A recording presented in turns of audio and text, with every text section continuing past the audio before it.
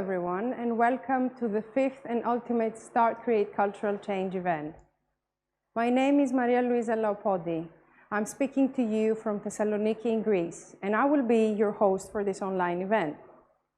This event is part of the START program. START is a capacity building and fellowship program for aspiring cultural managers in Greece. The program supports creative minds to kickstart cultural initiatives that generate a positive social impact on their local communities. This year is special to us, and not the least because of COVID-19, but because our program is coming to a conclusion. This year, the START program has supported again 30 cultural managers from Greece by offering a professional placement in 30 different sociocultural centers in Germany. 15 of those cultural managers have moved forward, and with the program support, they have implemented their initiatives in 9 cities around Greece until June 2020. Those cities are Kastoria, Thessaloniki, Komotini, Alexandroupolis, Athens, and in the islands of Tinos, Zakynthos, Nisyros, and Crete.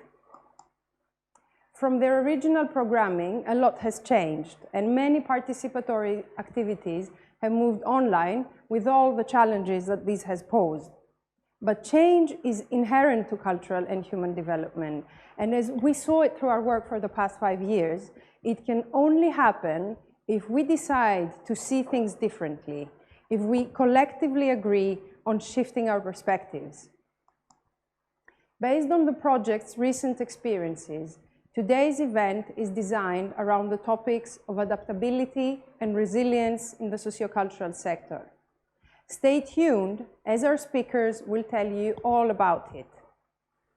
You could also ask them any questions you wish by downloading the Slido app, either on Google Play or the App Store.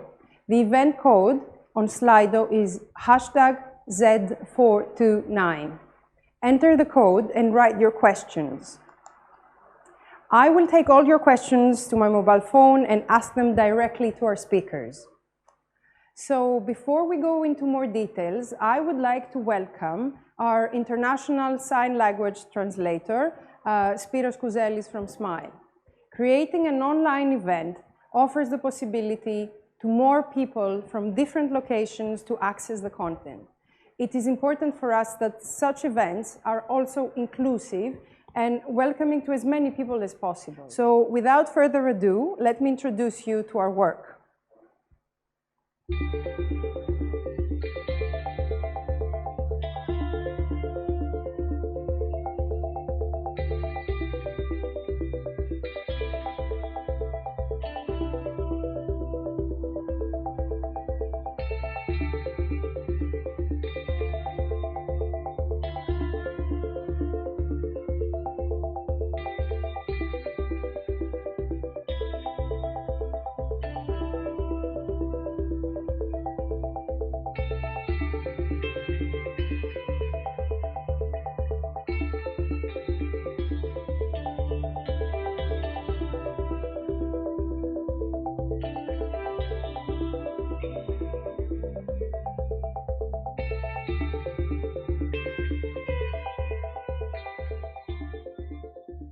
In today's premiere of the talks, we wish to set the basic context of our theme, and this is why the first talks seek to deepen our collective understanding of the fundamental issues of adaptability and resiliency.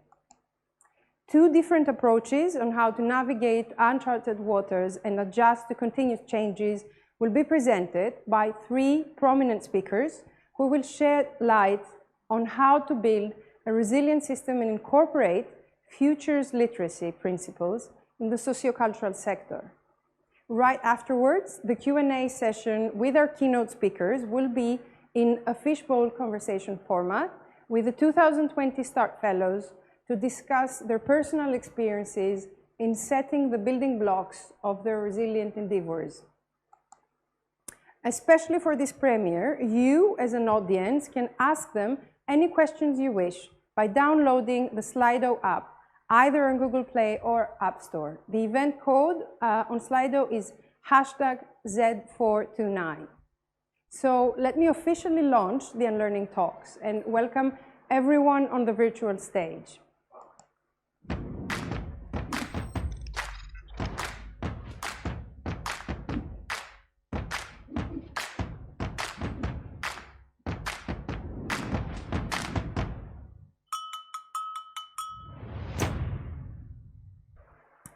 Our theme for this premiere is, and now what? The current relevance of futures literacy and systems resilience. It is not by chance that we chose this theme, not the least because we're going through a crisis, but because while the world is changing at an ever faster pace, cultural change has an amazing potential to create sustainable structures. And at START, we have seen firsthand how interdisciplinary approaches can develop new ideas and projects that affect people's lives.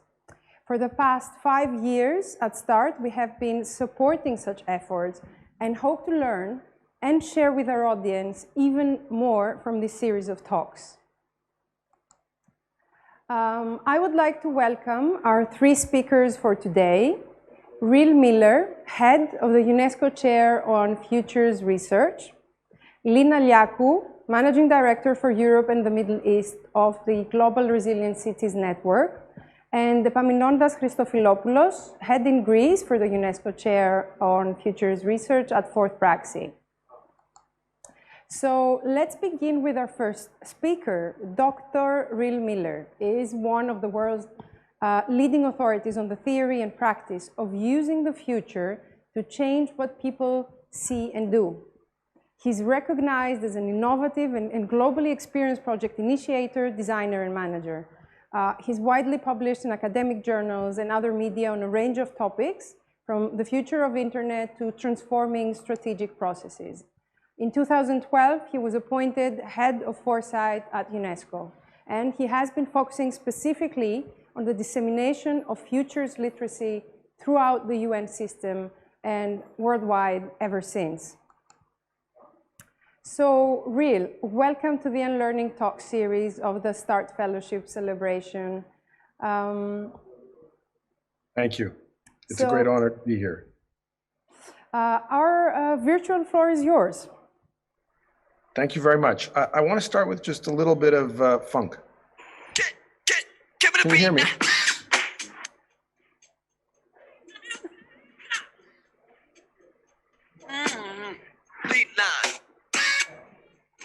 You inspired me, and the whole START program inspired me.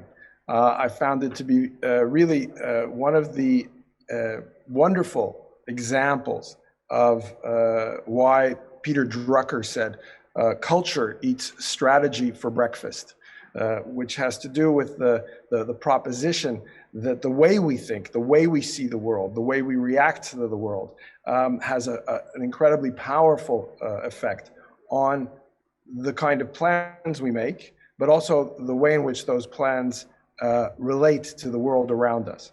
And so I'd like to start with the unlearning dimension here and point out that we have these very powerful, persuasive images in our heads of the future. And you know, one of the obvious ones, which is very familiar to everybody, is this kind of idea that the robots are coming, that we're in danger. The fear is a very powerful image in the stories we tell, and culture plays a huge role. And I was very intrigued and inspired also by the proposition that cultural experiences are transitory, but of course they're thematic, and there are memes, and there are myths, and there are underlying narrative structures.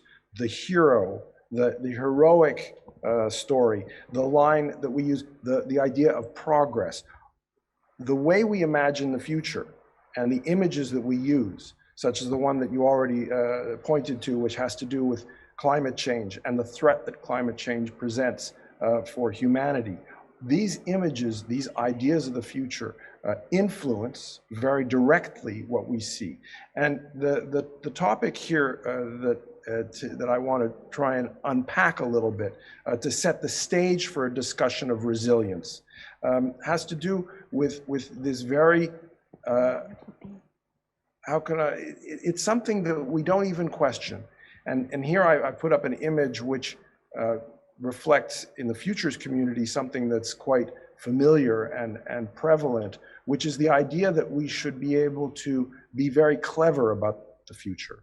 And Harry Seldon and Isaac Asimov, a very famous science fiction writer, presented us with a story. And that story was of how we could be so intelligent, so technically predictive, that we could use the idea of certainty and the ability to engineer the future to create a better world. In the case of Harry Seldon and Foundation, it was truncating the expectation in a fictional story of the dark ages throughout the galaxy.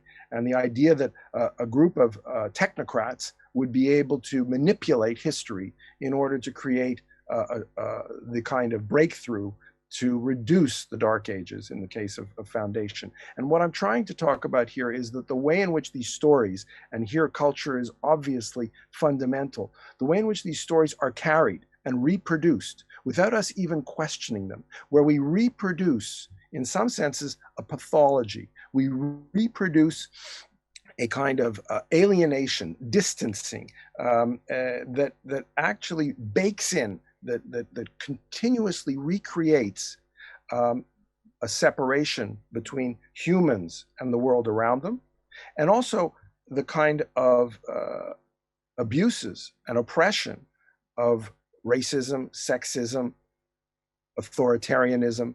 These aspects of the world around us are not there just because somebody has a crazy idea or somebody believes in it very strongly. It's because they're part of the way we see the world. They're part of the way culture functions. And what I have perceived in this project, but also all around the world, is that as society and humanity becomes aware, but also gains the capabilities to have aspirations that, for instance, value difference, encourage diversity, but also realize the ability of humanity to extend what we do through tools which are symbiotic with us. In that context, it becomes really critical for us to understand our relationship to the future and the way in which the imaginary future, the stories we tell that are the future in the world today, influence what we see and what we do.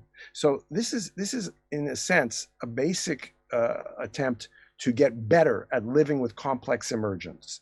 And I think this is not just a want to have, add-on.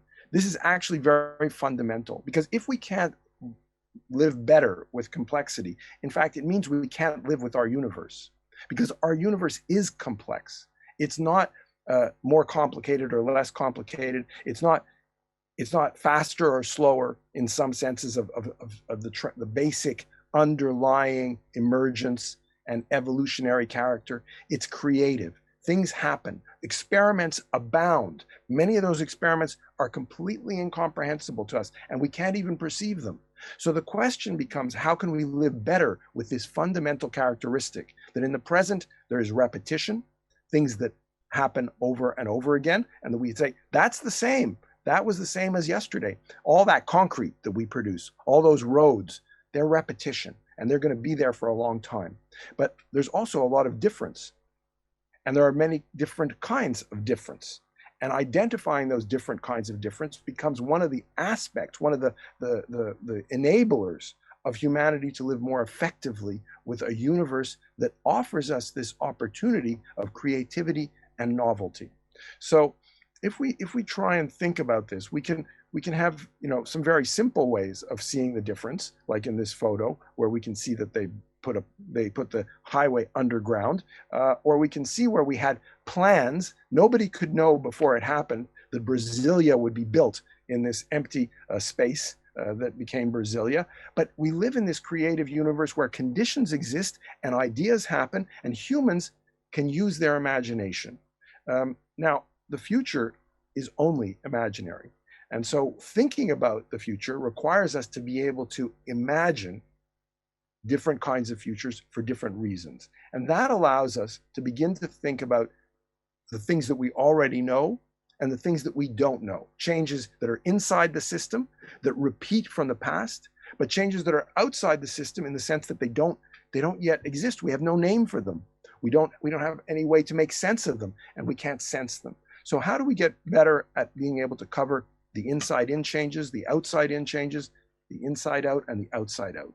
That's where futures literacy comes in. Futures literacy is not about doing one better or the other better. It's about understanding all of these and understanding also the relationships that exist between exogenous and endogenous change. So futures literacy is a capability, and it's a capability that is grounded, that originates in something that is universally accessible to all humans. All humans anticipate. We all have cried when we were babies to get fed. We all look to see if a car is coming when we cross the street. We anticipate. And in that way, we imagine the future. Now, becoming more capable of understanding where our imagination comes from, how our imagination is framed, what reason we're using to imagine. Is the reason we're imagining because we want to win the lottery? We want to know which horse will win the race. And we think about the future as only something that I can win. Or is there another way of thinking about the future, more orthogonal, more hallucinatory, more dreamlike, which says, how can I use my imagination to loosen the hold of yesterday and my expectations for tomorrow based on yesterday in the world around me?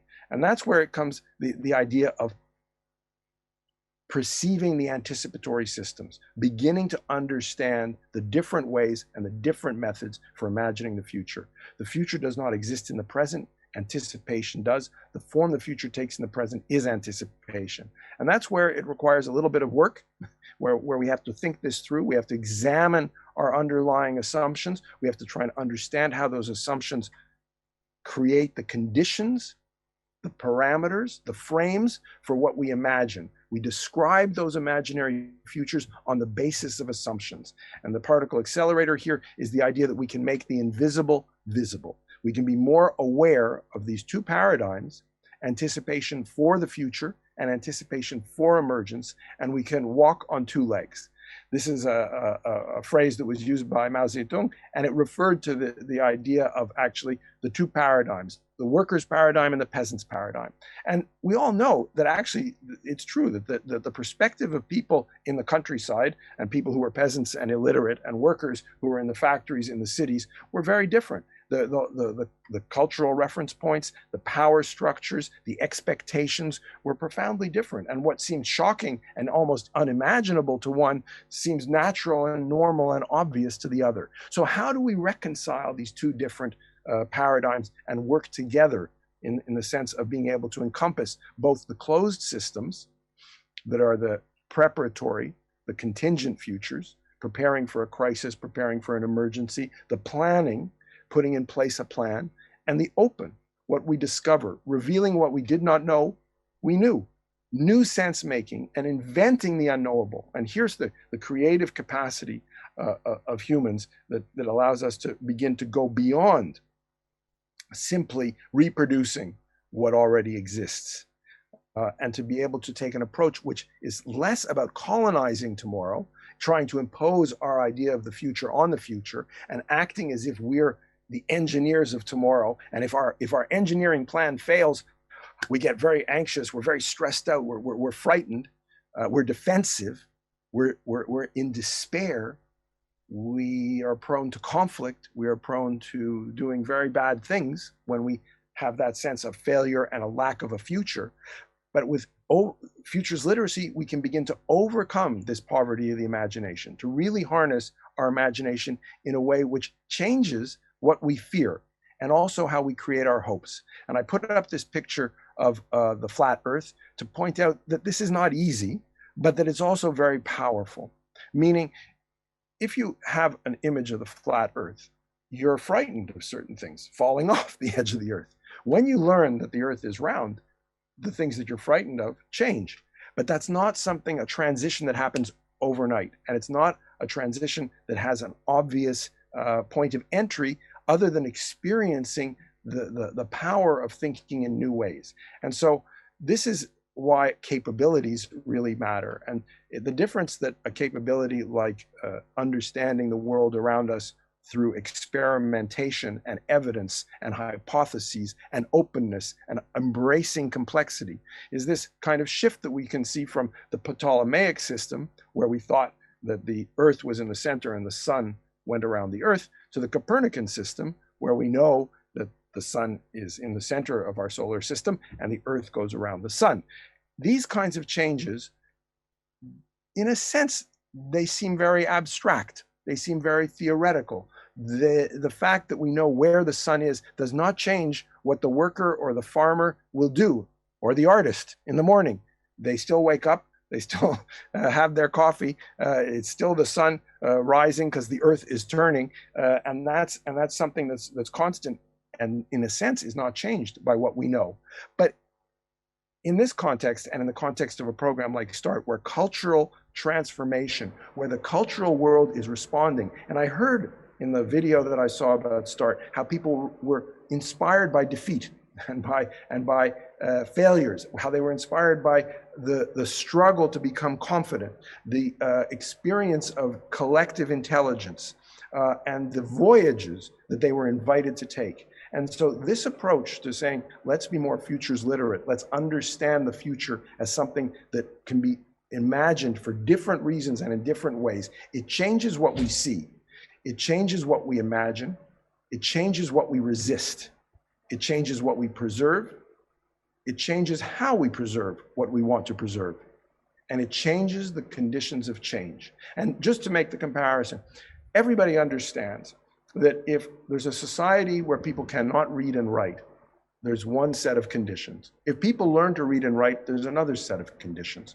If people don't have a cell phone, that's one kind of world. If everybody has a cell phone, it's another kind of world. Changes in the conditions of change open up our imaginations. I cannot tell you what that world will be like, but I can tell you that if we take a capability-based approach to the world around us, if we move beyond this image, which comes from the artist Sampé, who shows this, in some senses, the folly, the craziness of this way of thinking, that we have engineering approaches and leadership that says, I'm going to get from underdeveloped to developed. I'm going to go from poor to rich. I'm going to go from uneducated to educated. And somebody will take me that way, and I'll go across the tightrope because they've got the plan, and the plan is the tightrope. This way of doing things, does that look very reasonable? Does it look like it's a very safe and kind of agreeable way to do things? I don't think so. And so that's why the idea here is that how we anticipate matters. The systems of anticipation that we use, our understanding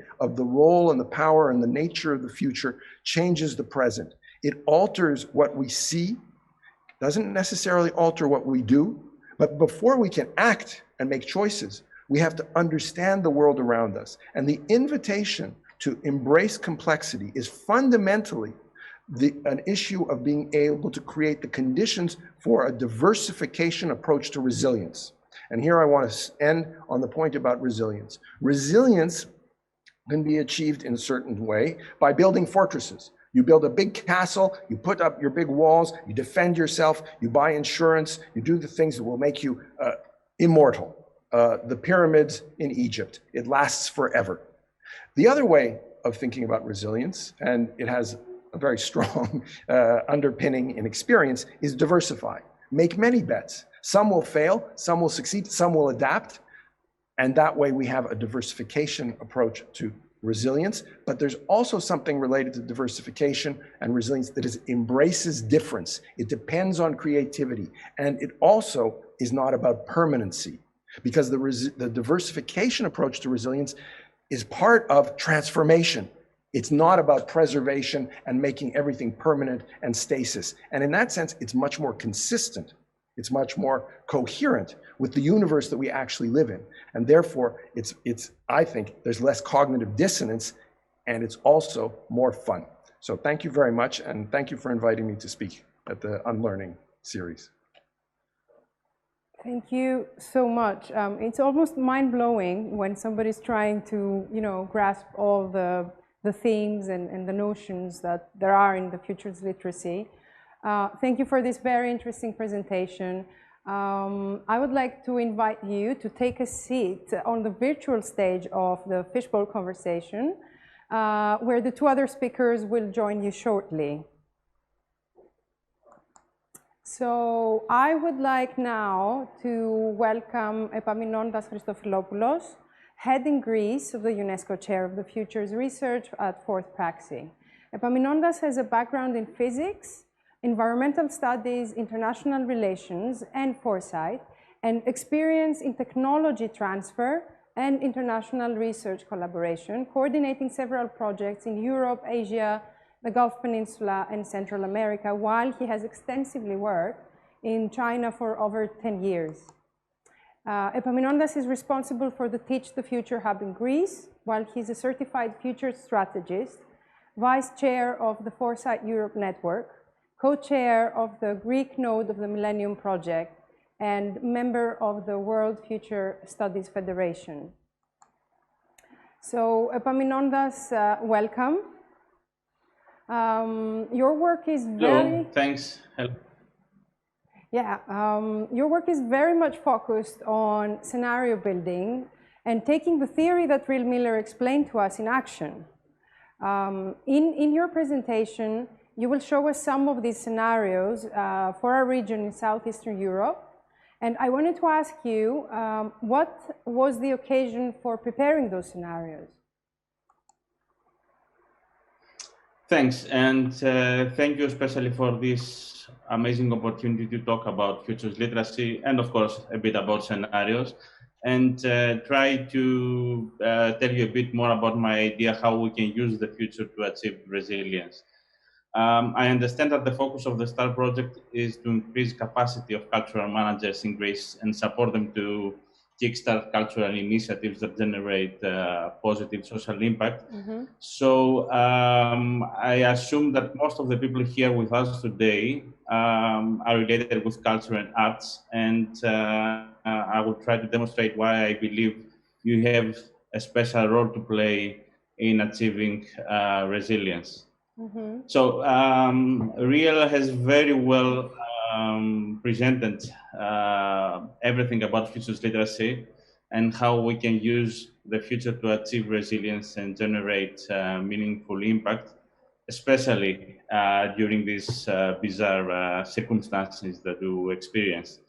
But let me first maybe repeat some things. I mean, I was scrolling some of the photos, some of the things I have found on the STAR website, and I was watching people hugging and people laughing and people hugging again.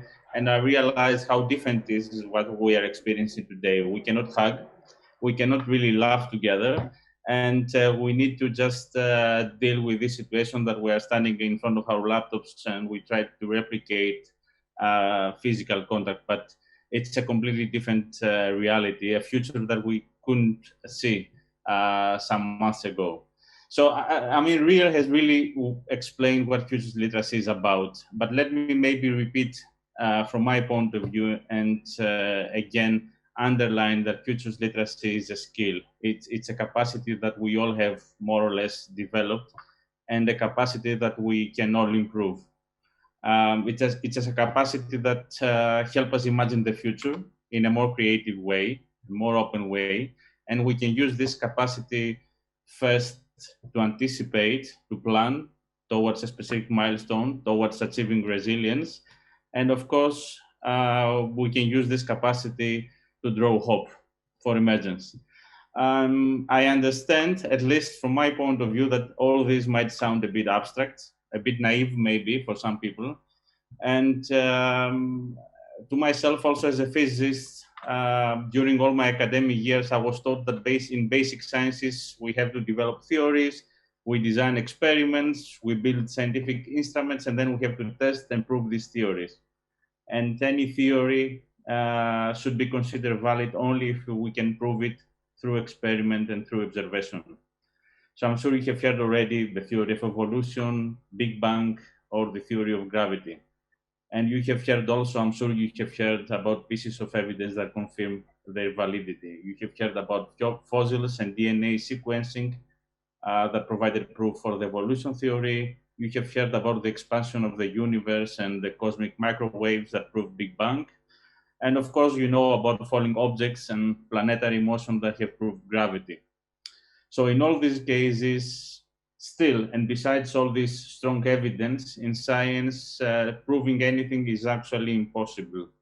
What we can measure is only as good as the equipment we use to make these observations. So no matter how good are the observations, still there is always a limit how good they are.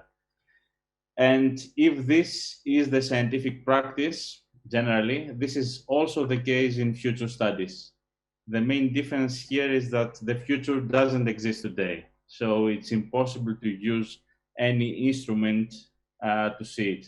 The only way to see the future is through our imagination. And as in the case of basic sciences, in future studies, our ability to see the future is limited by our imagination. The better we imagine, the better we see the future, the more capabilities we see, and this is what futures literacy is offering. So the vast majority of the tools we use in our field are actually focusing on helping us to improve and unleash our imagination and use this in a systematic way. So I can reassure you that futures literacy is an ability 100% real, an ability that can have tangible results in our lives, in our careers, in our organizations. So if I go back to the focus of our theme, which is resilience, and although the connection appears to me very clear, let me highlight maybe what futures literacy has to do with resilience. Our ability to imagine the future was always, as Riel said, a primitive survival skill, and very often works quite well autonomously without any thought. We take an umbrella when we see the clouds. The first societies that have been gathering food supplies for the winter, so everything in most of the cases works quite well. But what when we have to deal with complex interconnected challenges like climate change, or when we need to survive in an oppressive society, or when something unexpected happens, like today with the COVID pandemic? These are some of the things, and many others are things that we have experienced this decade, these 2 decades, I would say, of the second millennium.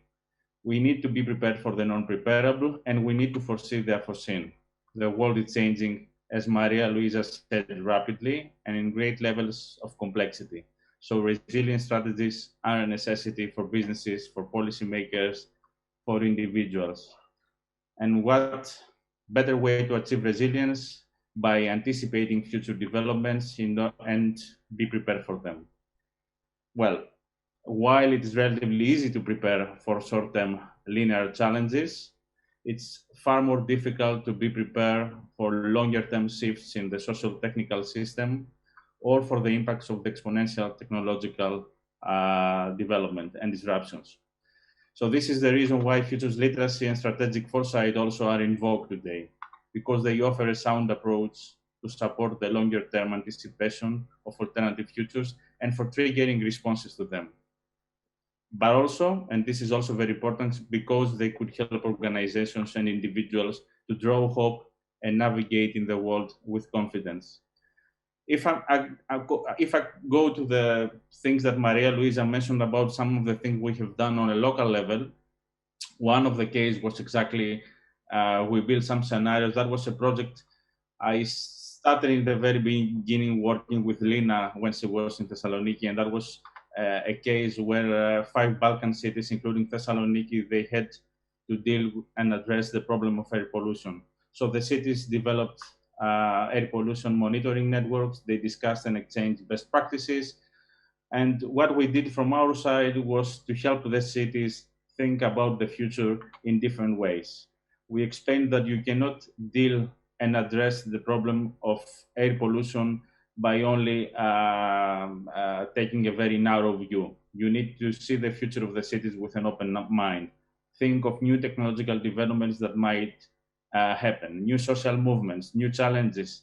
And at the end, what we did together with the cities is that we built 4 short stories for each city, each one presenting an alternative plausible scenario, hoping that will assist policymakers to feel that there is not one future for the cities. It's up to them and to the local communities to decide what is the future they want. Another example, and that is more working with the future literacy methods. And this was something we did in Lesbos with asylum-seeking unaccompanied minors. And we did a futures literacy lab. We used theater techniques, and that was the way we managed to express, to help kids express themselves, express their thoughts, their fears, and their hopes for the futures. And we work with them to free their imagination and draw hope. Now, there are some minutes left for my intervention, and I don't know if it's, or at least I hope that it was evident, the connection between futures literacy and your field of business, or at least I try to. But in our field, it's all about imagining, it's all about visualizing, it's all about communicating. And at the end of the day, these are the topics that you people thrive.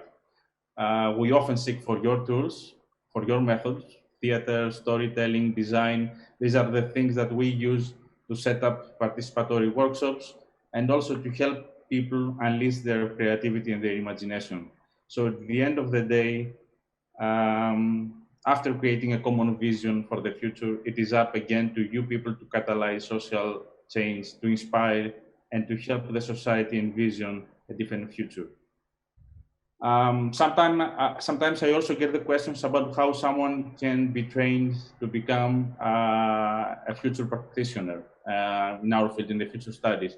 Of course, there are programs that you can learn methods and tools, but at the end of the day, what I say is that it's also about the talent of imagining, of asking uncomfortable questions, of having this kind of rare peripheral vision, of being able to understand the signals of change, to recognize what is important in our noisy environment.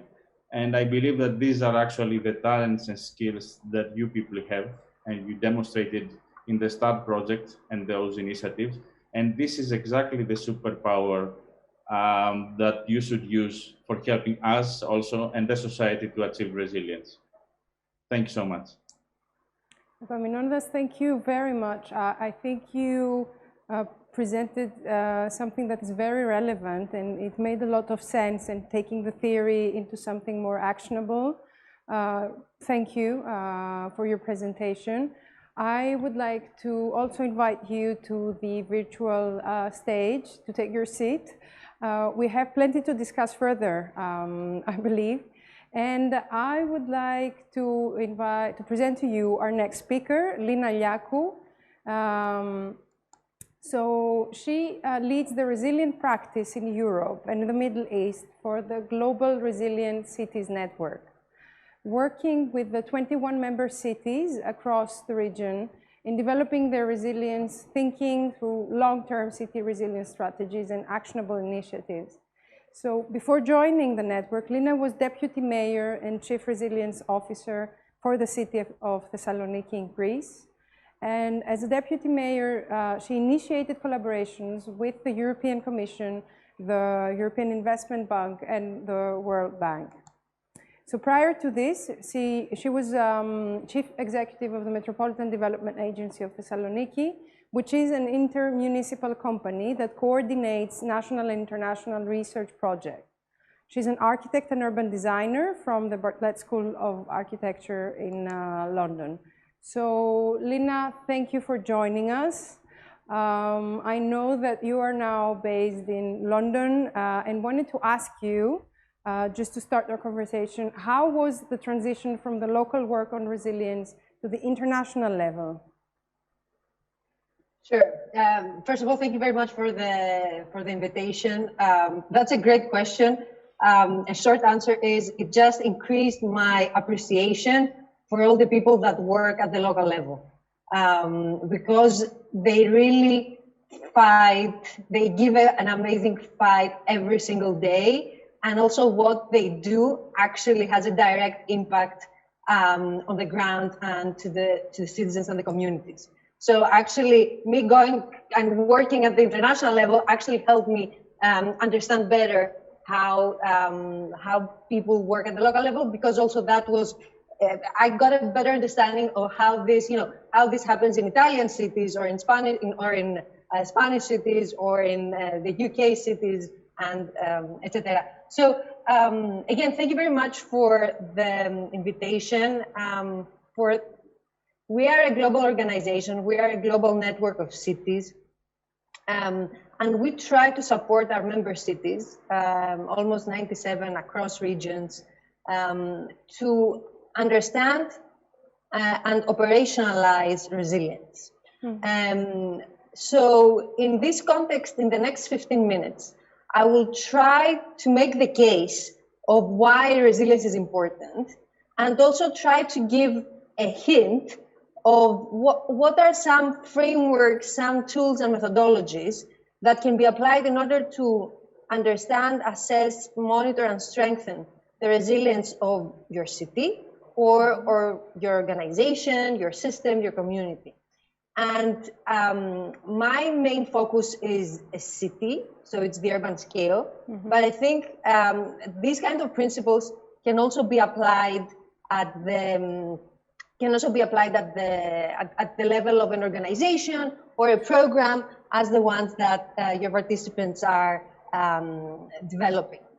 Okay. So why do we need to think about resilience? And I think the current health pandemic has showed us how vulnerable we all are, and how a crisis such as a pandemic, which is mostly a health one, actually can impact directly or indirectly the whole of our society. And the last decades we've seen an increase in the intensity, in the frequency, in the intensity, and the impact of this kind of different events. Whether this is forest fires, we see what is currently happening in the Bay Area in the US, whether these are hurricanes, but also how long-term stresses can actually trigger larger events or exacerbate the impact of big disasters. And an example is, for example, this kind of systemic racism. Again, I'm giving the example of the US, that we've seen how it exacerbates the impact of the current crisis, and how it can trigger additional kind of larger events. Now, in other words, resilience is not only about, let's say, the big disasters or the natural disasters, but it's also related to this kind of long-term stresses, chronic unemployment, lack of adequate infrastructure, racism and lack of social inequality, that are also need to be considered as this kind of slow burning disasters. Now, we can identify three main worldwide trends that together contribute into the fragility of our systems, and in this case of our urban system. The one is globalization, and by globalization I mean cities are more interconnected.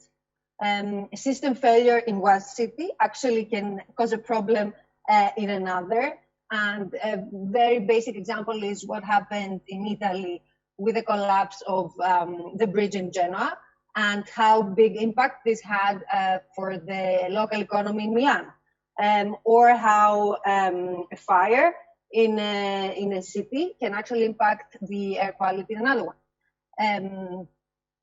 Urbanization of risk is the second major trend, which means that the increasing density of population of cities leads to more people being exposed to natural hazards. And what I want to highlight here is that specifically vulnerable populations in cities are traditionally more exposed to risk. And the third big trend, and Epaminondas also mentioned that, is of course climate change. And climate change places new pressures in a variety of urban systems. Now, all of this together, in a sense, are kind of some main trends that can make the case for why potentially resilience is important and why resilience is important now. Now, I will try very briefly to go through, let's say, the origins of resilience, because in different disciplines, resilience might have different meanings. And in many cases, resilience has been seen as almost a conservative concept, because it has seen as, just going back to the previous status quo. The way that we approach resilience is based on the ecological and socio-ecological perspective.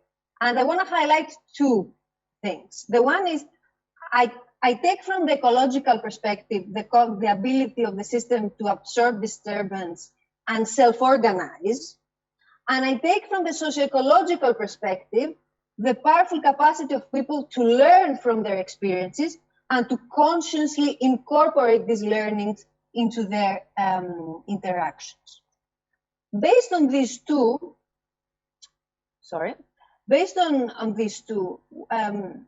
what resilience is and what urban resilience is for us, and at this point is a concept, the definition has gained popularity among different and global communities.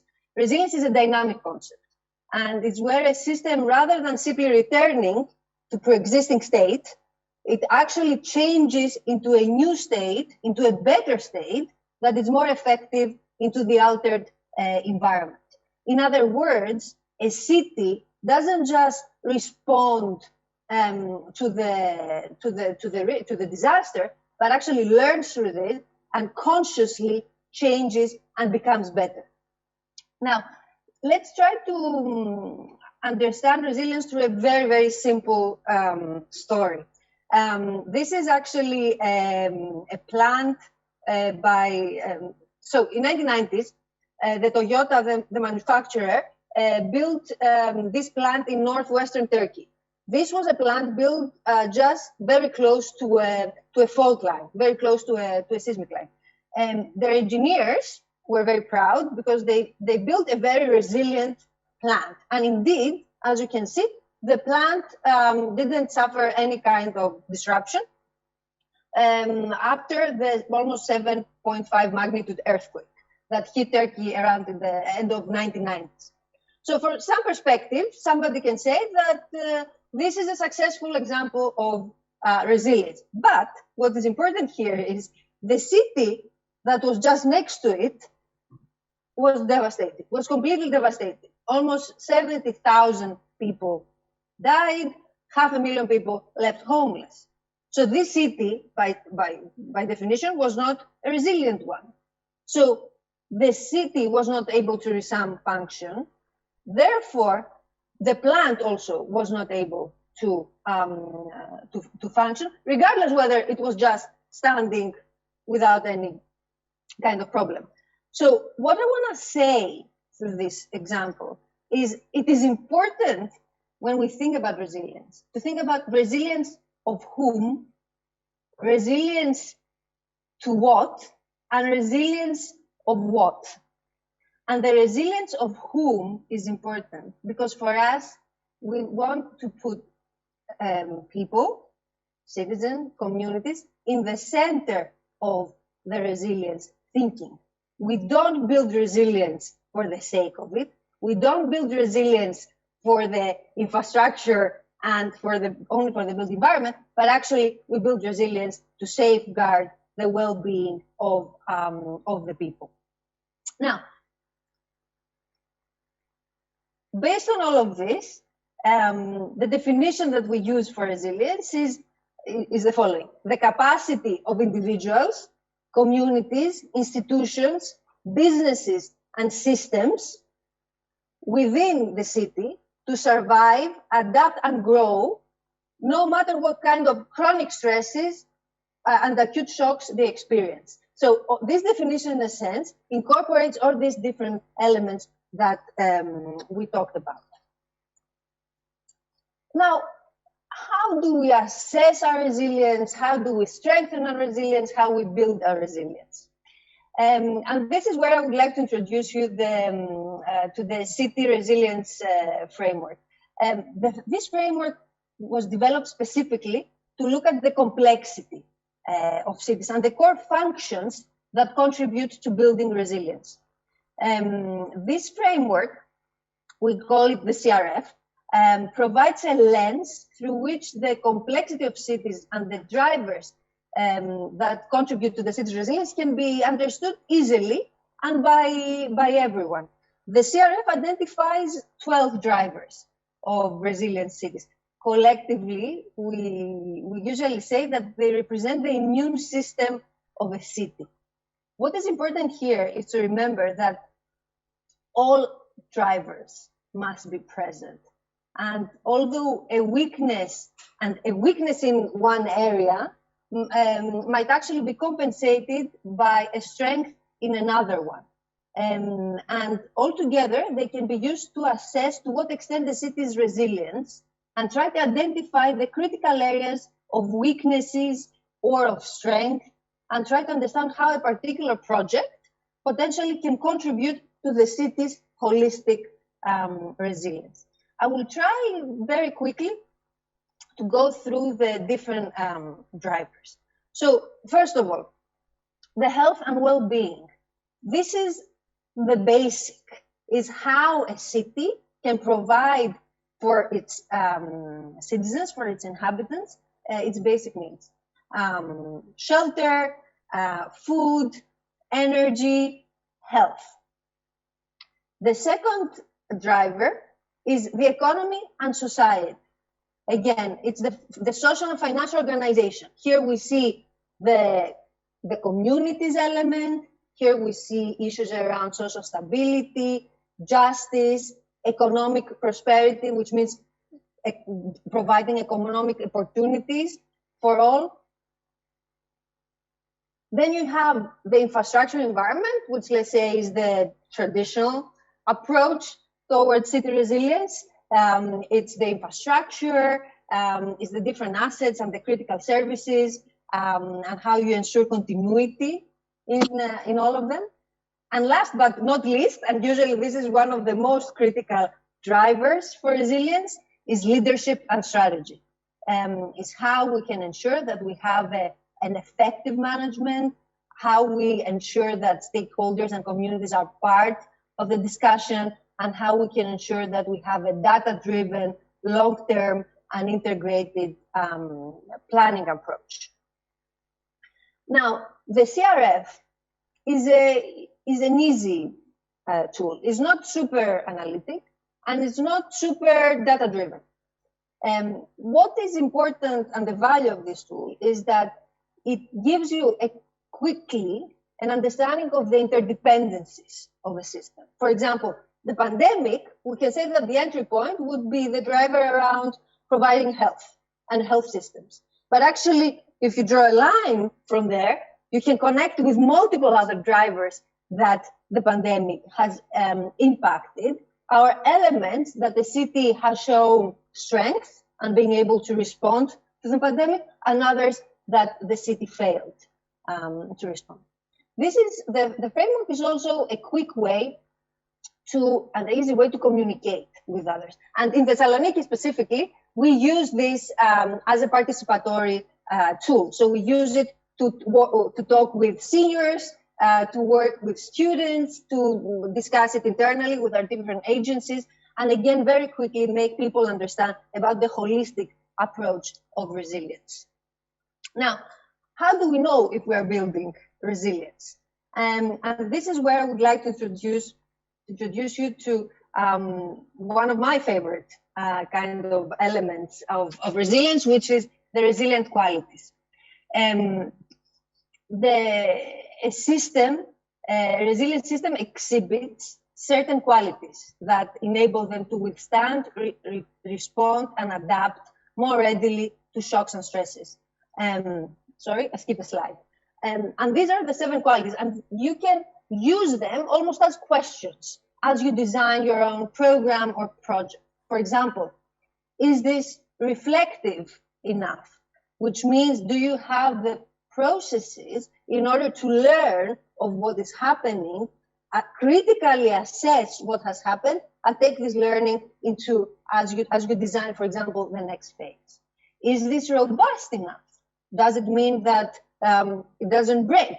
It limits the spread of a failure. Is it flexible at the same time enough? Can you have alternative strategies as you are designing, for example, a program? Is it integrated enough? Do you allow for the different systems of a program, of an organization to work together? Is it resourceful? This is one of my favorite qualities. Can you easily repurpose resources, repurpose processes, repurpose assets? Does it have redundancy? This is also critical to resilience. Does it have backup capacity? If something fails, do you have another way to perform the same action? Is it inclusive? Do you engage with a broad stakeholders? Do you engage with a community that you impact or you are impacted from? So, to sum up, what is important is, one, to understand the complexity and interdependency of risk. We cannot think about a stress or a shock as a thing that just hits at a certain point. At this, I mean, we live in an area, in a time where we need to think about the compounding risks. It's a heat wave, along with the pandemic, along with the social unrest, along with the data breach, and this is what makes a city resilient. And this is the capacities that we need to build. The second element is that this CRF actually helps you understand the capacities of the system. What are the different elements in order to have the system, actually to be able for this system to function properly? The qualities help you understand how do you survive, how do you adapt, how do you grow? You know, it helps you answer these questions. And in the end of the day, what is more important is to understand the resilience, again, of what, resilience to what, and resilience for whom, and taking a people-centered approach. So I'm going to share with you the CRF in case you want to actually dig deeper or actually use it as you design your projects. And thank you very much. Lina, thank you very much for explaining to us the resilience system and what you're doing. And I must admit that this bubble system seemed to me really, really relevant to any kind of project and the projects that we've been developing. So thanks again for your presentation. I'd like to ask you to join Riel and Epaminondas on the virtual stage. And so let's continue to the fishbowl conversation now. Here is how it works. Our speakers are seated in the chairs on stage, and there is an additional empty chair next to them. All our START fellows are seated around the virtual stage and will move their avatars in the empty chair on the right of the stage to ask questions. So let me remind you once again that you can participate in the conversation by sharing your questions or comments through the Slido app. As I mentioned before, you can download the app either through the Google Play or through the App Store.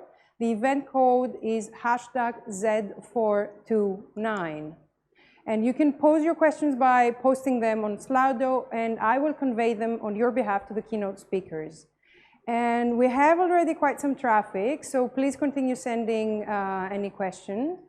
And now let me welcome our fellows of this year. And I am sure, dear fellows, that you have plenty to exchange with the speakers.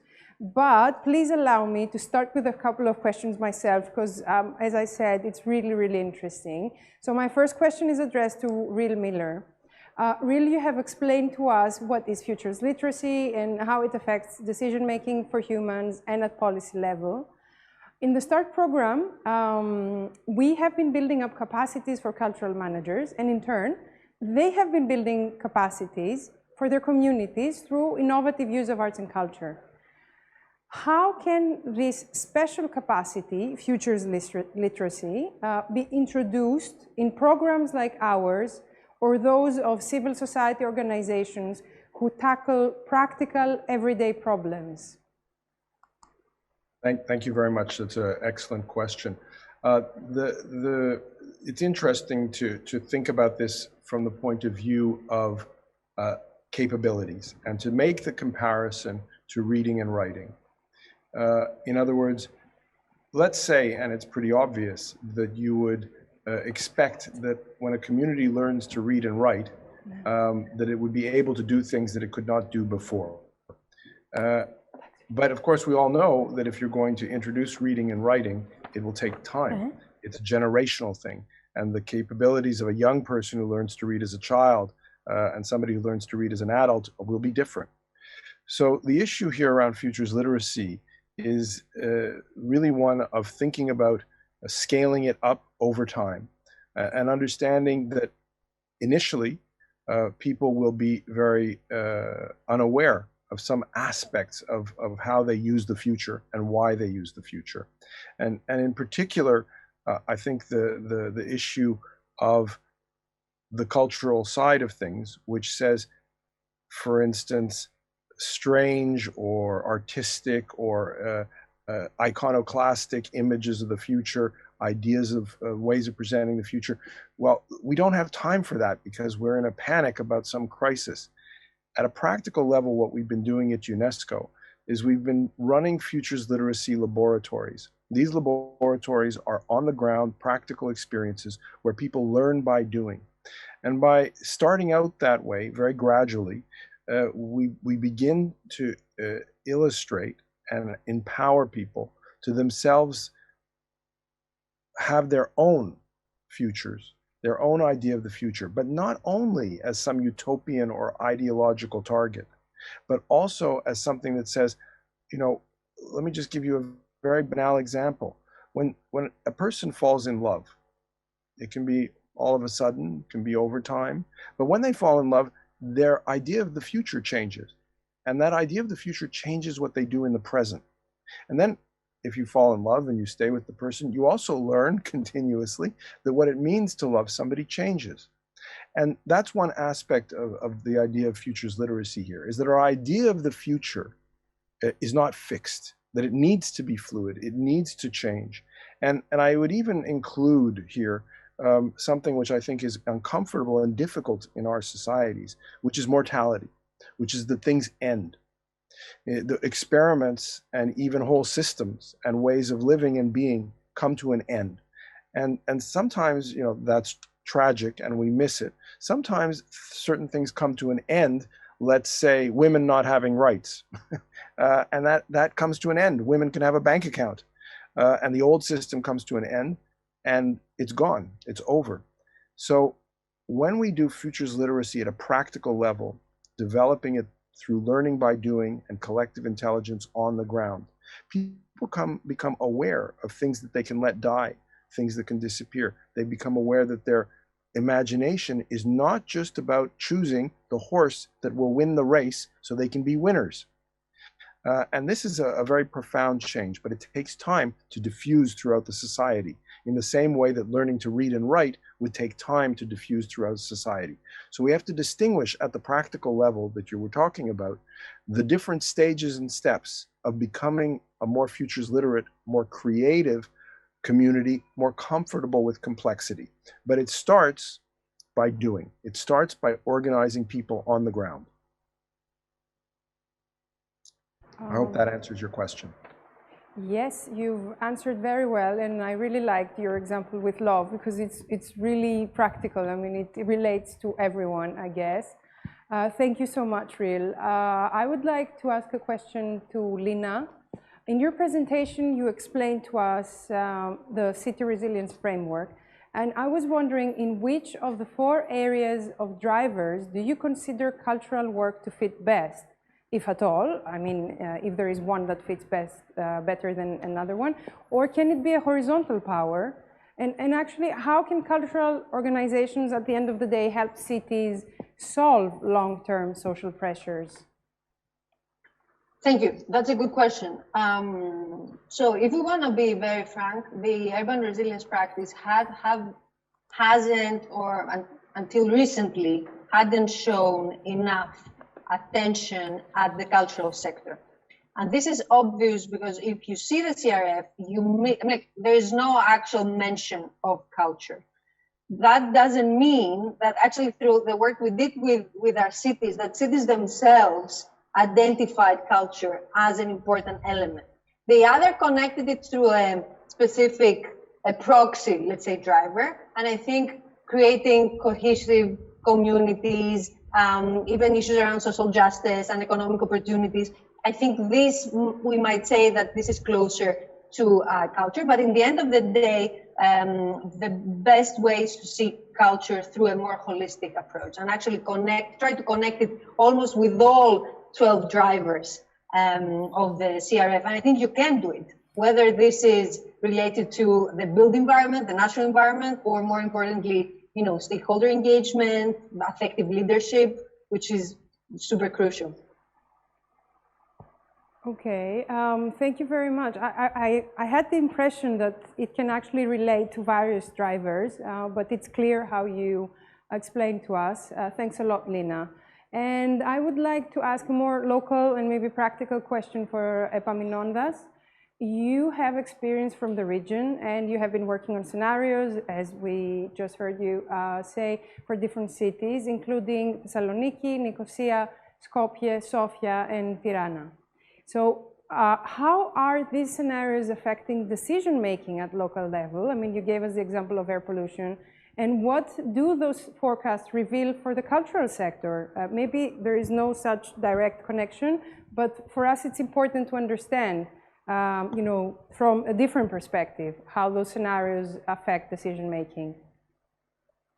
Thanks, excellent, thank you. Let me take just a few seconds just to what Riel said about using futures literacy and say a few words about another project we are working together with UNESCO and a few big ports and the Climate Kick platform. And I mean, the ports are very stable, very old-fashioned organizations. They resemble like banks, and what they do is they expect that always they're going to transport goods and products with the same way. So what we do, and we try to change the way they see the future on a system level. So it's not only about futures literacy on individuals, but how an organization can change the attitude towards the future. And this is what we do on a practical level, working together with Riel and UNESCO and Climate Kick and some ports in Greece and in other cities in Europe.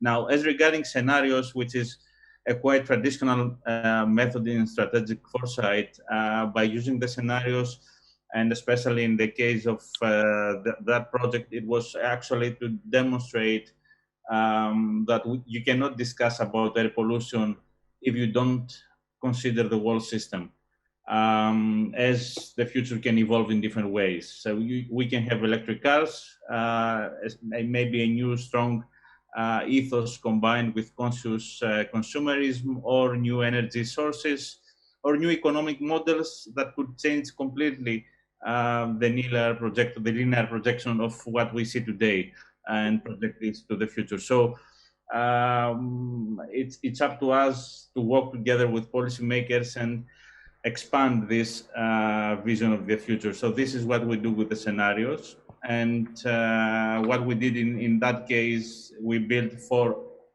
short stories. We had a young woman, an immigrant, that was the key character in these stories.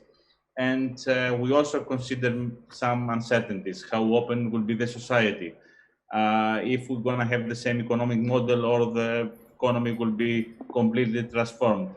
So if I go also the second part of your question about where is the cultural sector in these scenarios or in every scenario, I would say that as openness of the society was identified as a key parameter, not only in our scenarios, but in many scenarios.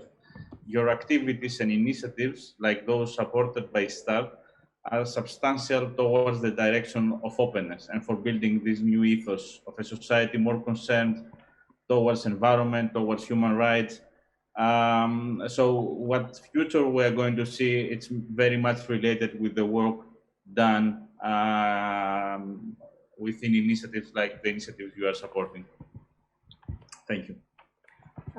Thank you very much. There is a lot of openness, I believe, or at least there is experimentation with it in all kinds of cultural projects. So now I would like to maybe invite fellows who wish to join the conversation to just move their avatar in the empty seat. So I see Athina Kyorpelidou. Athina, please. Good evening. Thank you very much for all your interesting talks. My name is, as Maria Luisa said, Athina Kyorpelidou, and I'm from Castoria and the project Behind Closed Doors, a project that empowers women facing gender-based and domestic violence in my city. Several times during the past challenging year, I had to convince myself to keep working for my project, facing obstacles and ever-changing circumstances. But this is a project I truly believe in, and it doesn't take much for me to get right back on my feet and keep going. Although my question is partially answered, I would like you to elaborate a little bit more on how do I keep my team and community engaging with me over time for our cause, especially in the social field where change is most of the time slow and results not always easy to measure. Thank you. So are you addressing this question particularly to one of our speakers?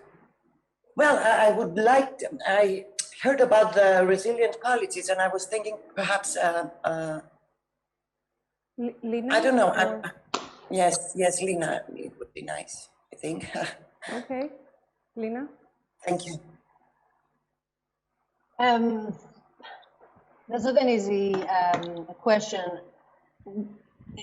One of the main, let's say, values and principles of the work we are doing, especially when we are working with the local authority, and I will describe the example of the local authority, and I think you can think how this kind of adapts to your own situation. One of the main principles of building this kind of resilient strategy and resilient roadmap is how you ensure you engage with your communities.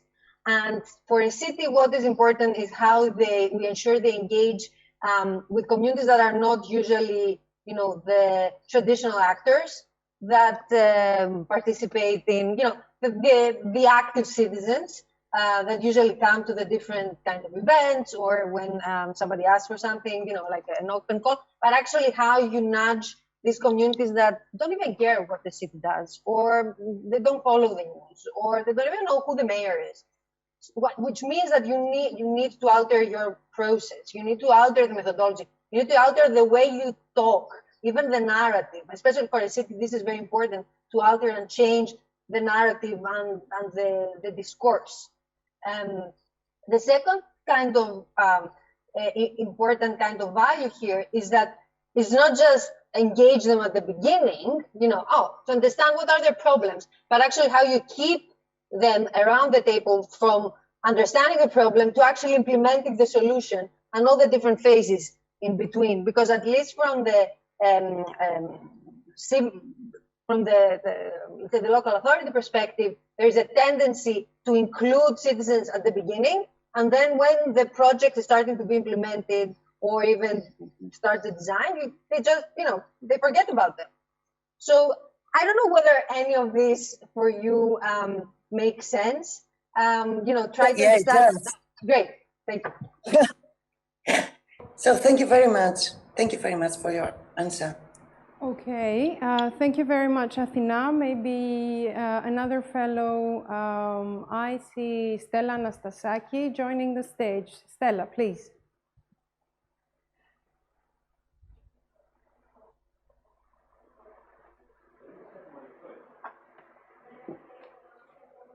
So let's try in a moment.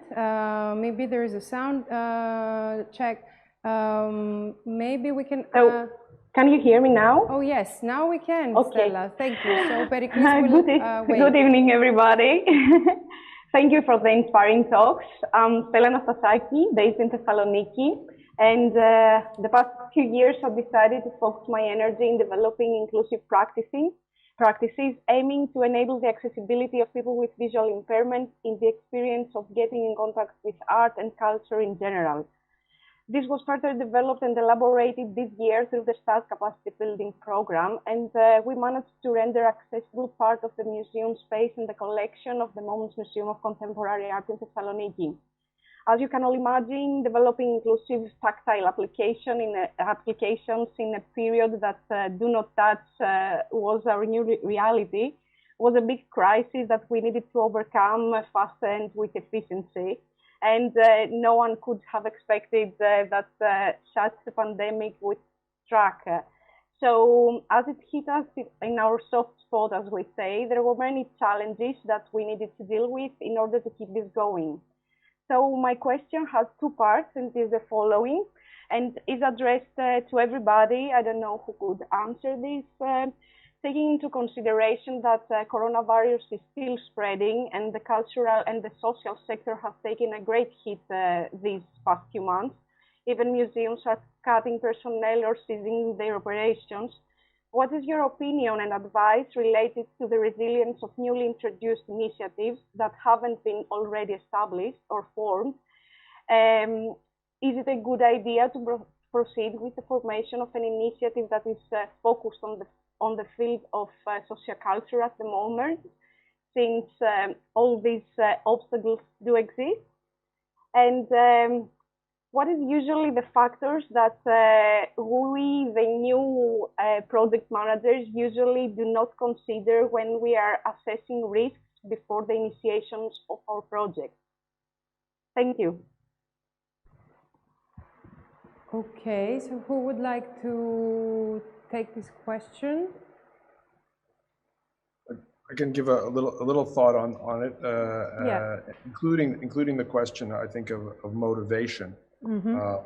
And how to create a sense of hope needed to engage in activities that at first glance seem to be impossible, but then when we try and find other ways to do them, generate an alternative image of the future.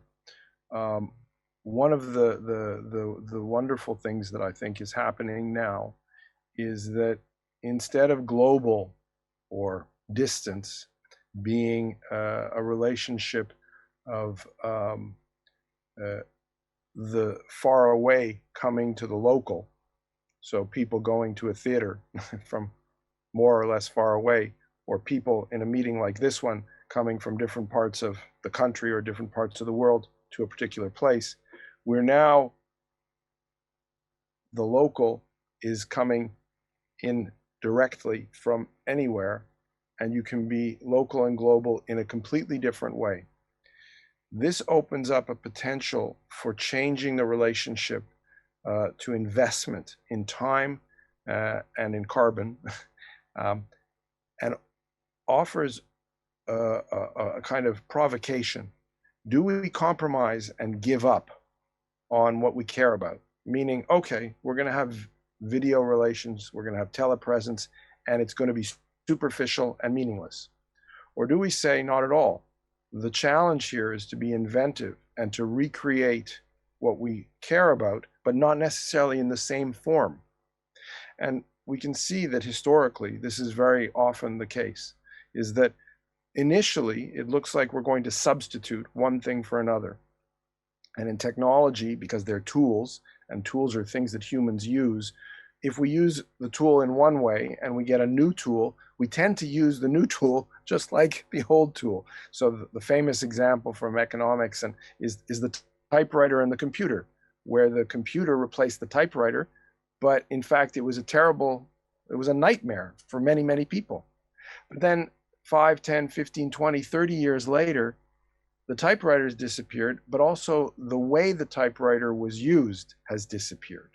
In other words, we no longer use the computer the way we use the typewriter. And I think this is true for drama. I think this is true for painting. I think this is true for poetry. I think this is true for emotion. I did a very little taste by putting a little bit of Prince at the beginning of my talk, because we don't yet have the etiquette, we don't yet have the rituals, we don't yet have the politeness and the symbols and the familiarity that allow us to make the richness that's possible from connecting as we are now fully realized. And I think that's a huge opportunity and challenge for cultural managers, for artists, but for the community as a whole. And I think it's embracing that hope and creating it collectively that is one of the keys to motivating people and getting them to realize that they can imagine hopeful futures if we can overcome our poverty of the imagination. And in that way, understand that there is huge potential right here and now, not necessarily in building monuments or always making things that are classic or evaluating ourselves on the basis of fame and durability, but rather through the experience of the moment and the meaning it gives us in an ephemeral, lived sense. And this is an expansion, in fact, of where meaning comes from, and it enlarges our conception of how life is art, and art is life. Thank you. Thank you very much, Riel and Stella. So who would like to come next? I see Valentina. Valentina Socratus, welcome on stage, please. Good evening, everyone. My name is Valentina, and I'm the project manager of Emerge, where we created a pop-up participatory museum nurturing mental health in the city of Alexandroupolis. My question is, although it's partly answered, where do we draw the line in using digital cultural products as our main engagement tool, even in the era of confinement and social distancing? Of course, we should be flexible and able to adapt and fast, but how can we sustain our line of services without losing our identity? If we are forced to use only digital means, especially when a whole brand relies on holistic and experiential methods, emotional connection, and hands-on participation, suddenly it feels like our strongest tools lose their impact. Thank you. And I think Mr. Miller is the person to answer my question, just to continue the previous one. Thank you very much. Thank you, Valentina. And it's a wonderful question. And look, I think that again, what we need to I think understand is that what was customary and normal for my grandparents is not necessarily customary normal for my children. And what I mean by that is that when we used to, this was a while ago, when we talked about Facebook, they said, well, those people can't really be your friends. And of course, it doesn't have the same meaning. But that doesn't mean that we can't distinguish in different ways. So let's think of dinner parties, okay? We all go to different kinds of dinner parties. We go to formal dinner parties, we go to friend dinner parties, we go to birthday parties, we go to family parties. We have all these different kinds of parties, and we do them in different ways, and we have different expectations. And what it seems to me is we're presented with here today is an invitation to differentiate, to become more discerning, to become more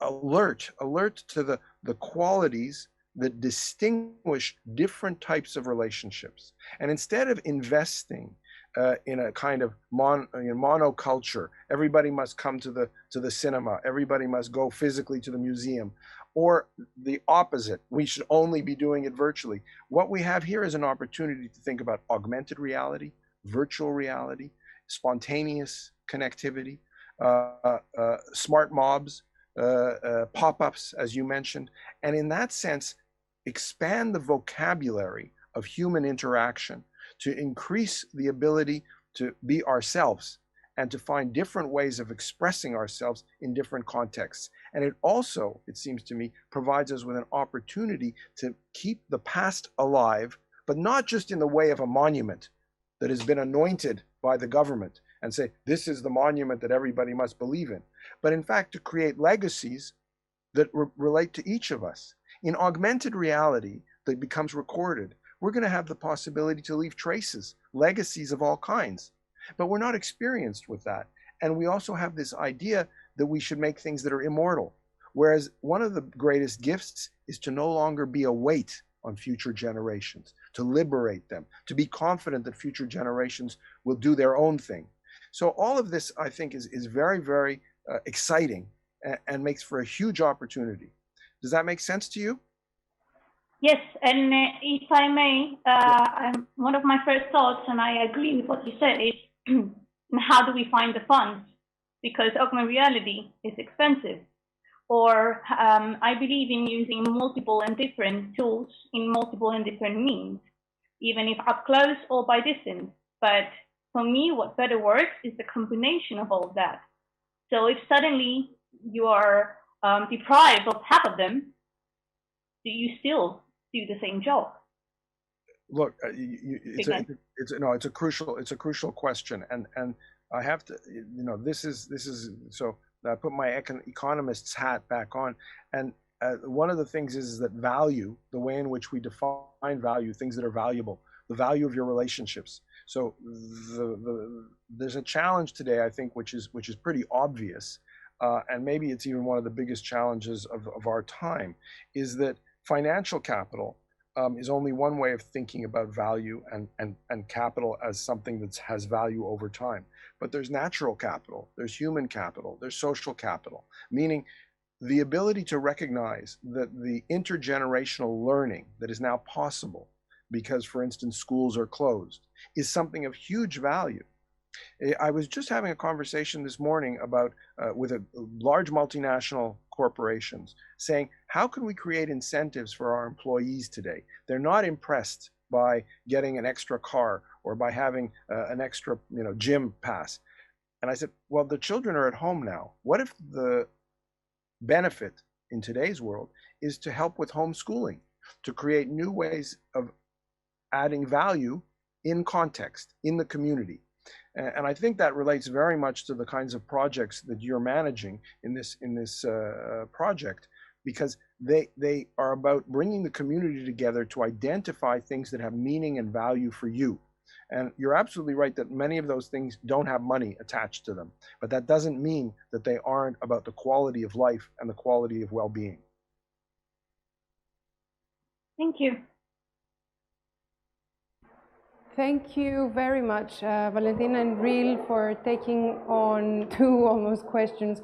I would like to, just before Greg, we move on to Greg, just give me some time to move on to a Slido question.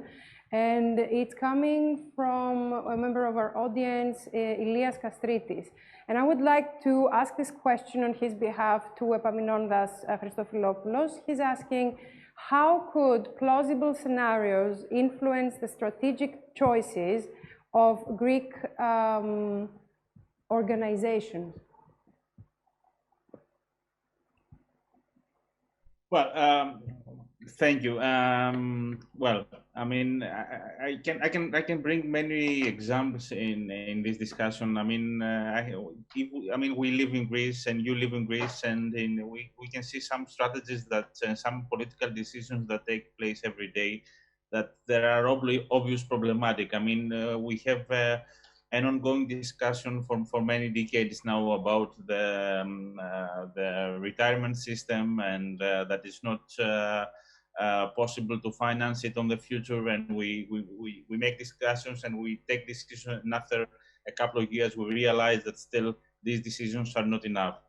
We are living in a reality that demographics are changing, artificial intelligence probably is going to change also the jobs in the next years, or rather technologies like autonomous driving. So it's up to us to open our minds in the various ways that the future is going to change.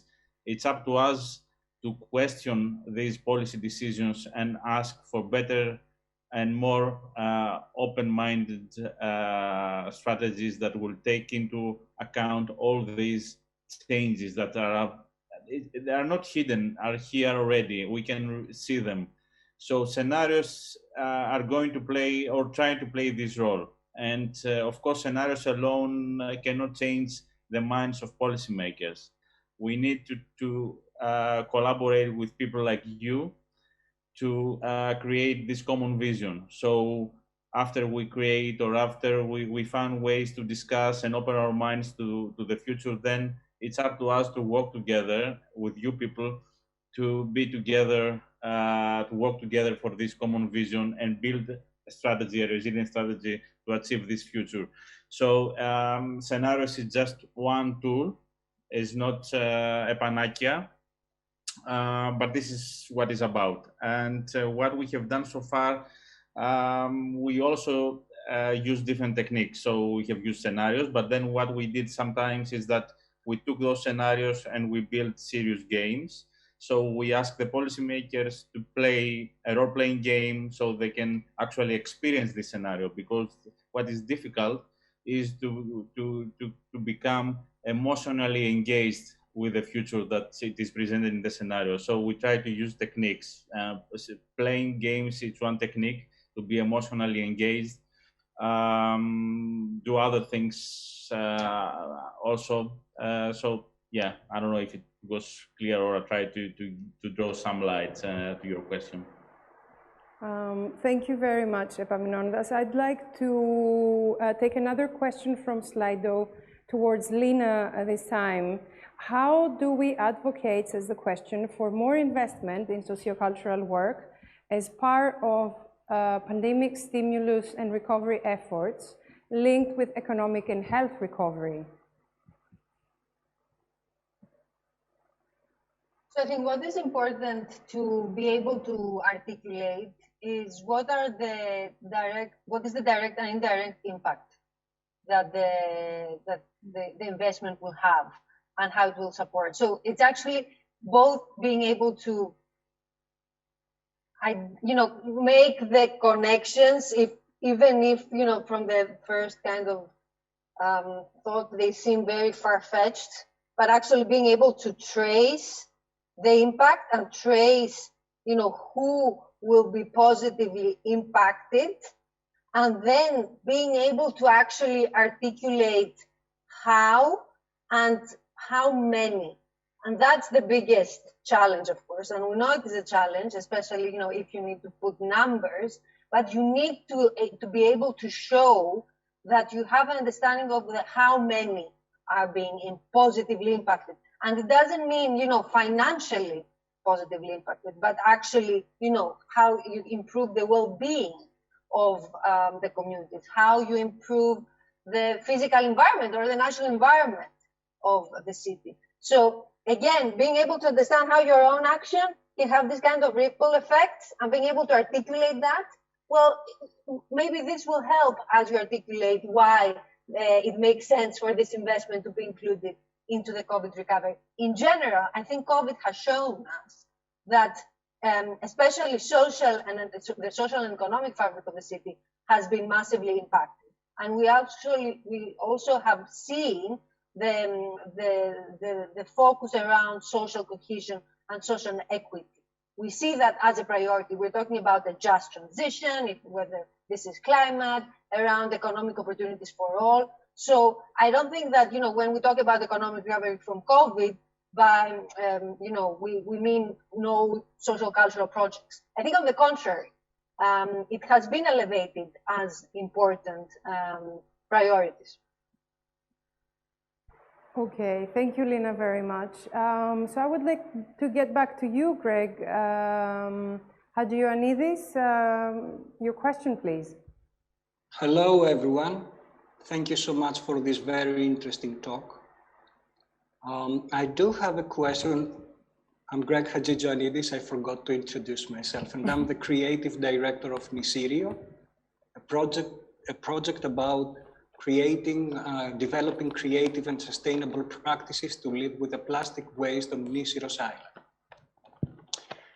I have a question to address to Lina, although I was thinking of something else to ask, but I admit that I was very much surprised hearing that culture is not part of resilience strategy or a resilience city strategy developing. The past years that I've been working in the cultural sector, I thought that the main skill I developed is becoming resilient. The past year that I am in the sociocultural sector, I thought that I grew this even more. I admit that I'm very much surprised that culture is not part of. And I really wonder why. So just to clarify, what I said at the beginning is that in the urban resilience practice, culture, at least traditionally, hasn't been at one of the priorities, let's say, or the main kind of entry points. And I'm talking about, like even 10 years ago or when the CRF was created. From then, we saw, as we worked with each city, especially with the cities that had a very strong cultural, base and community, and it was important economic also sector for the city, that culture was elevated into an important sector, and it was integrated into the strategy. And this made us also rethink how we need to think about culture in the context of urban resilience. And we actually did a program with the British Council that actually tried to understand this element, having as a case study the municipality of Athens and Ramallah in Palestine. And from then on, actually, the British Council was able to even scale this up. But it was not from the beginning at the center. It was elevated as actually the work was happening within the cities. And you can say, you can say a lot of things why this has happened, because mainly resilience was seen from a very economic and infrastructural perspective, and it was a miss. But I think, what is important is to recognize the weaknesses also of the approach and being able to rethink about that as we move forward. But how does this change when talking about rural places? Because I'm very much focused in these small societies living in Nisyros, a society of 900 people. So this is a huge discussion that we may have whenever possible. I'll be very happy to. However, this last thing, is it the same or completely different, or does this apply to rural areas as well? It can be applied it can be applied in a sense in every system, because the backbone of the approach is the systems approach, and the city, we see it as a system. So therefore, an island, especially in your case, the island by itself is a very interesting system. So you can trace and understand the resilience based on the system of the island. And also there is a whole other practice that is around island resilience specifically. And I urge you to look up. Okay, perfect. Thank you very much. Thank you, Greg, and thank you, Lina. So I see Pericles moving in. Pericles, welcome on stage, and please share your question. Greetings, everyone from Thessaloniki. I'm Pericles Hatzinakos, manager of the Commons in Residency project. In the context of the project, we developed 4 different pillars, referring to the creation of a green building into a typical, the transformation of a typical flat building into a green one through participatory actions. And in general, as I told you, we developed 4 different pillars, which I will not refer to because the project was high scale, let's say. Thessaloniki is not a resilient city, but I know that efforts have been done in order to shape a strategy. Last period, I was making research about the resilience strategy, and I realized that the strategy didn't include, let's say, opinions by daily people, the daily life people. My perspective was like reading opinions came out by the active citizens, let's say. And as the discussion developed, we should construct new terms to describe how the future could be. And Lina, I will address, and also I would like to share with Lina that I was inspired by her speeches and during the pre-election period to develop my project. Lina, you told that, first of all, strategy and leadership is one of the most effective parts of constructing a resilient strategy.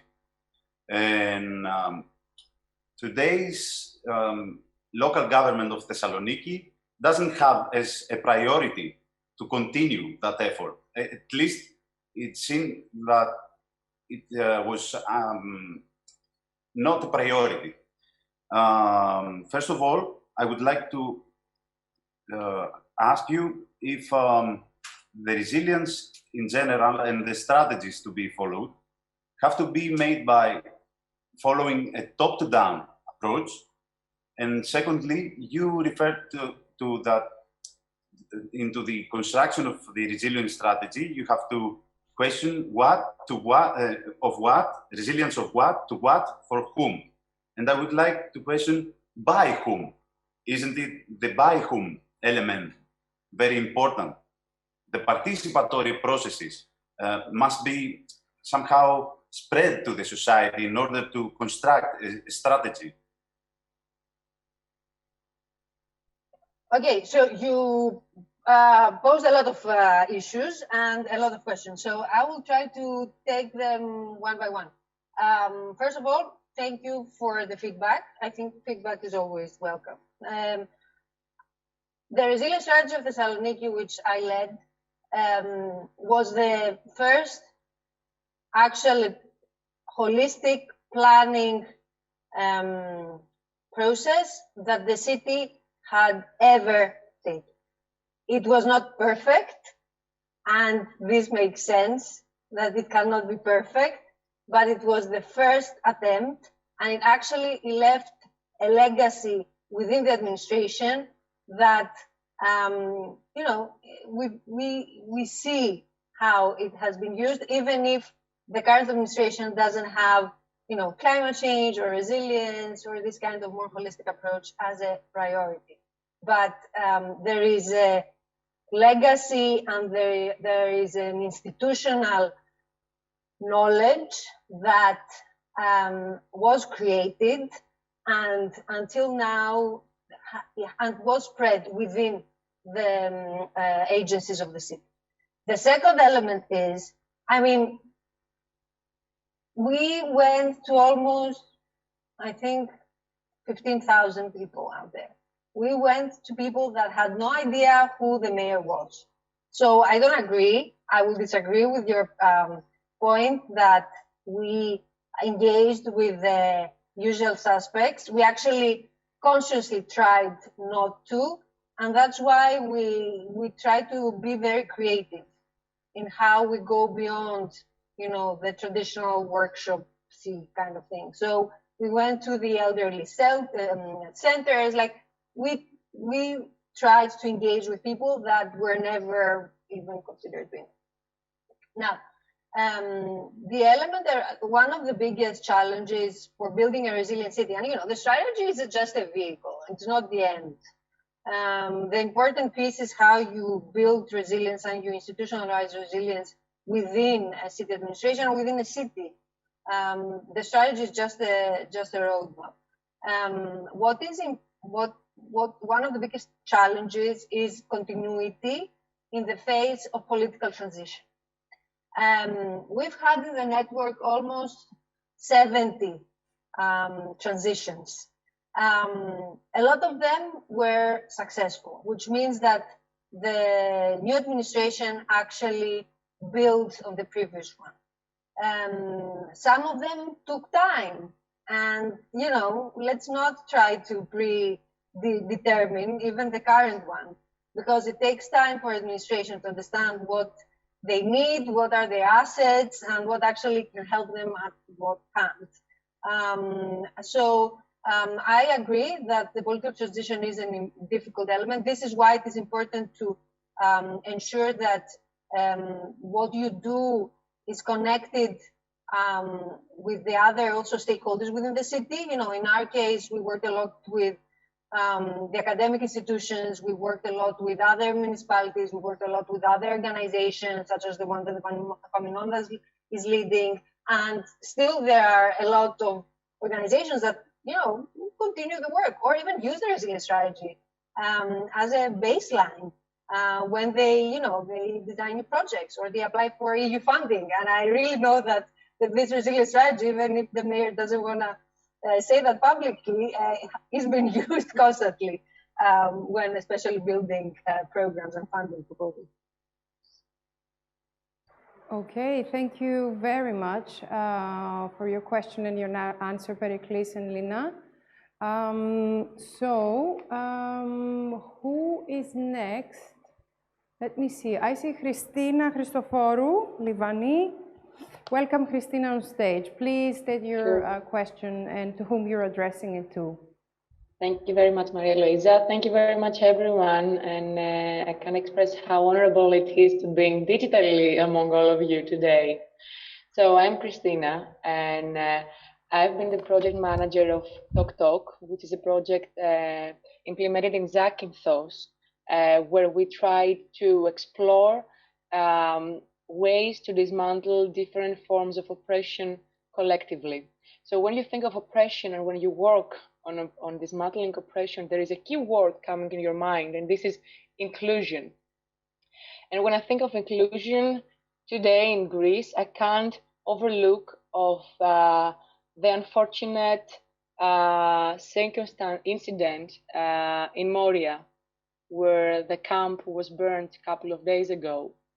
And speaking with all of you about resilience today and social resilience, I would like to raise a question regarding the asylum seekers, so many thousands of people in Greece and in the EU right now.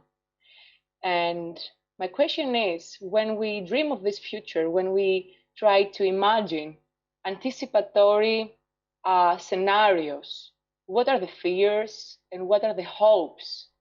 When we think of these people that they've been stuck and living in dehumanizing conditions for so long, how will they be ever integrated in our communities? How can we actually make our communities inclusive, and what will be the roles of these people that they experience this and that every hope or every dream they have has actually disappeared?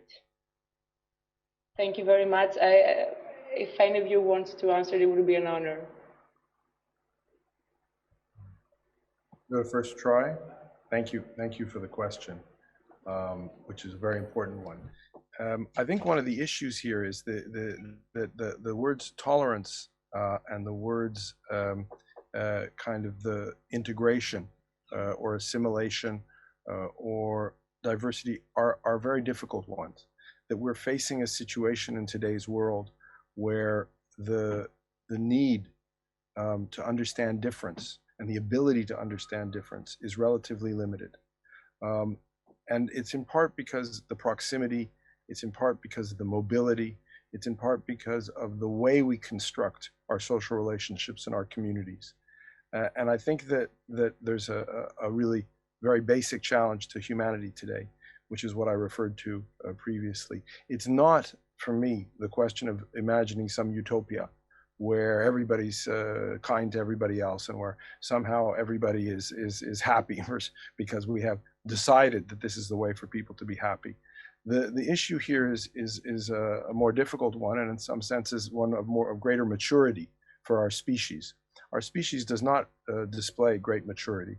It does not display a great capacity to appreciate the foundations for resilience and transformation, which is difference and the sources of creativity. So I think it's a question here of cultivating and developing those capabilities. And in fact, I mean, Nondas might want to comment on this. We did a Futures Literacy Lab on the island in Lesbos, in which we worked with young people and used theater as a way to cultivate their ability to imagine.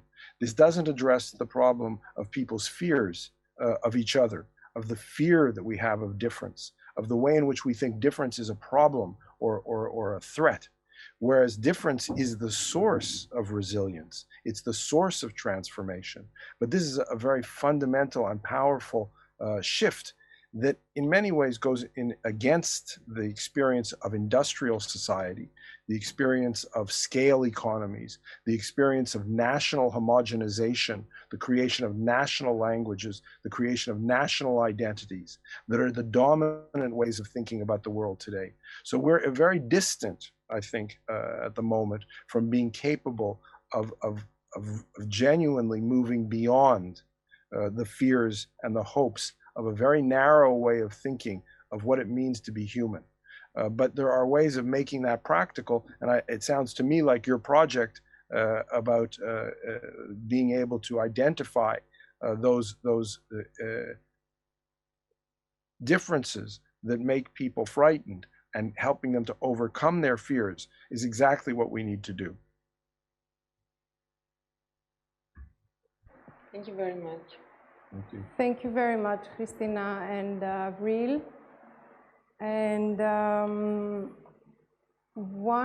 yes, Mark now, I see, yes, welcome on stage. Please, Mark. Hello, everyone. So I'm Mark from the project Generation Symbiosine, which is a community of people who act in natural spaces through art to reconnect humans with the rest of the living world.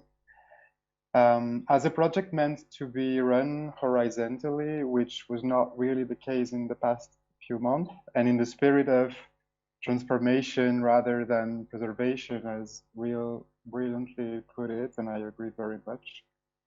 I am wondering what would be the best tools to put in place, in your opinion, so that the project can last in time without depending on a one-person leadership.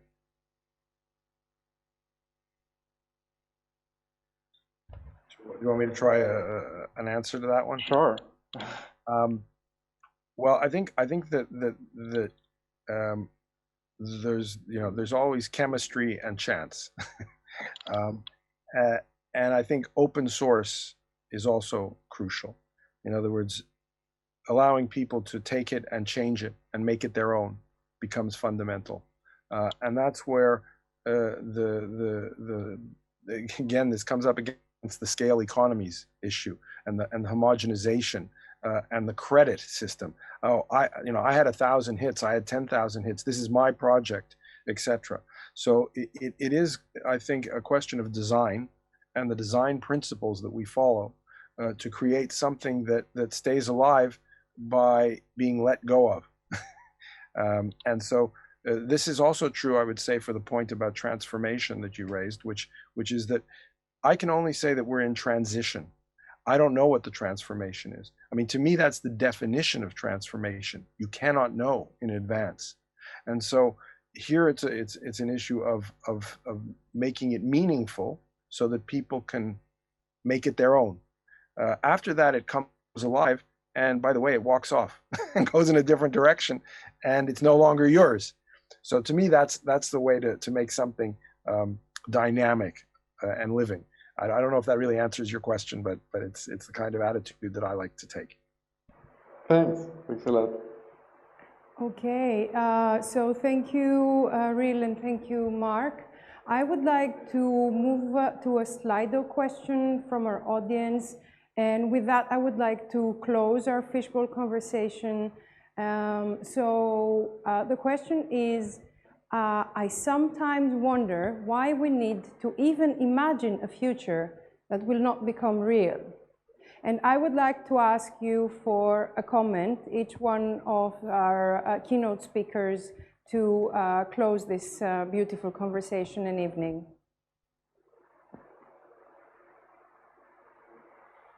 If I could just say a sentence, I mean, it sounds very depressing not to imagine at all or do not imagine the future. I mean, maybe it's one of the most beautiful things to do. I was doing different things in my career until the last, I don't know, 6-7 years, when I focused my work on imagining the future almost 24 hours a day, and I'm really having a splendid time. And it doesn't show, but yeah, I mean, for me, it's the best way we can, and all the good things that happen in humanity is through imagining the future. So yeah, I rest my case.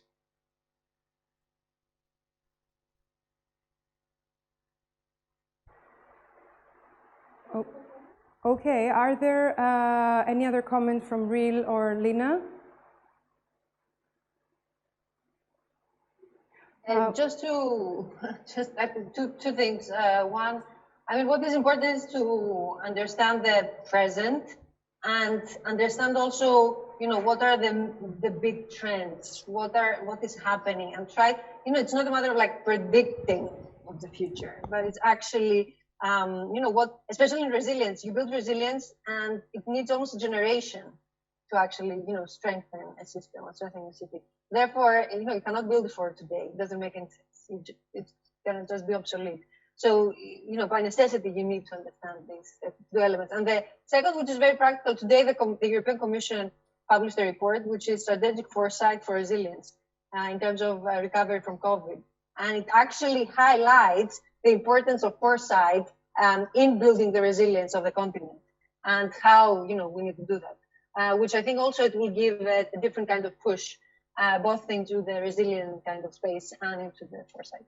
Lina, thank you very much, and everyone. And I would like to just state that this fishbowl conversation format was a really interesting one for us, and it gave us the opportunity to give the floor to many more voices and open this conversation.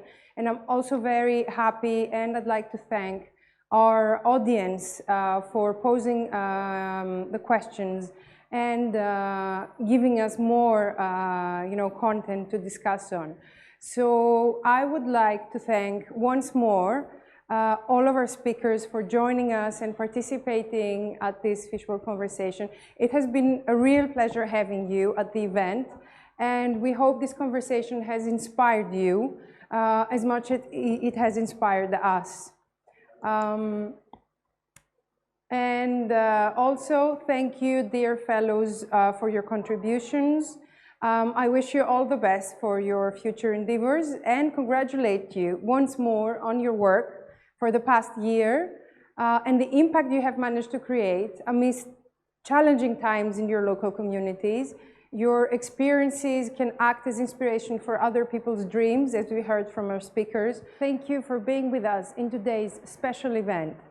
See you all in our next session on Tuesday, September 15th at 1600 hours European Eastern Time with the first cycle of the Unlearning Talks.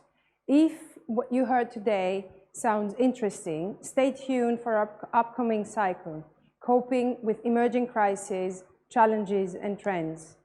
Because 14 amazing cultural professionals from all over Southeast Europe will share their perspectives and experience with you. I invite you to share your story by registering at our events page in the startgreece.net website.